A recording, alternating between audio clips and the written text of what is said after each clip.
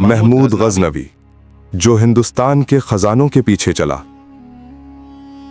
ایک طاقتور بادشاہ، لاکھوں سپاہی اور ہندوستان کے سنہرے خزانے۔ 22 سال کی عمر میں تخت سنبھالنے والا محمود غزنوی آج تاریخ کے صفحات میں ایک عظیم فاتح کے طور پر یاد کیا جاتا ہے۔ لیکن کیا یہ فتح صرف دولت کے لیے تھی یا اس کے پیچھے کچھ اور مقصد تھا؟ آئیے جانتے ہیں اس کے سنسنی خیز کارنامے۔ سن 997 عیسوی غزنوی سلطنت کے تخت پر محمود غزنوی آیا۔ اس نے نہ صرف اپنی سرزمین کو مضبوط کیا بلکہ ہندوستان کی طرف بھی نظریں جمائیں۔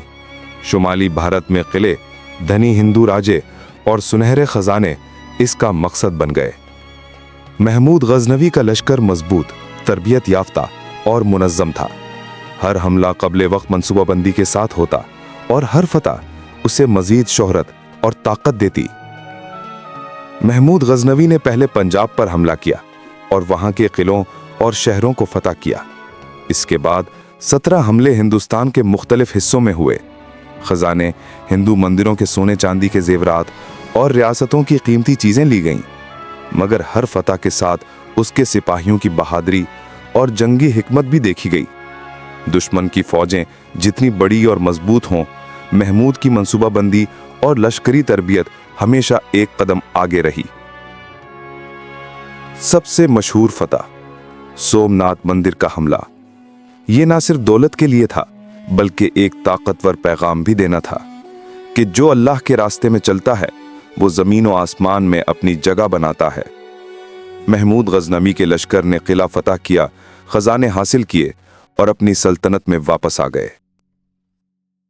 ہر فتح نے اسے ہندوستان اور وسطی ایشیا کے نقشے پر ایک تاریخی شخصیت بنا دیا۔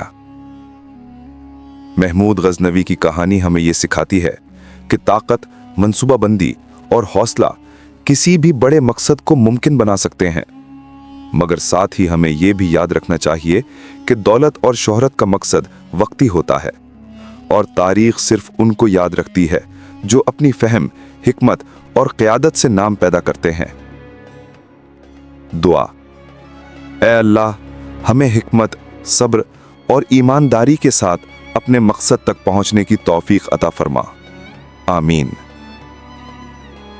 اگر آپ کو یہ کہانی پسند آئی تو لائک کریں، شیئر کریں اور سبسکرائب کریں۔ نیچے کامنٹس میں بتائیں آپ کے خیال میں محمود غزنوی کی سب سے بڑی طاقت کیا تھی۔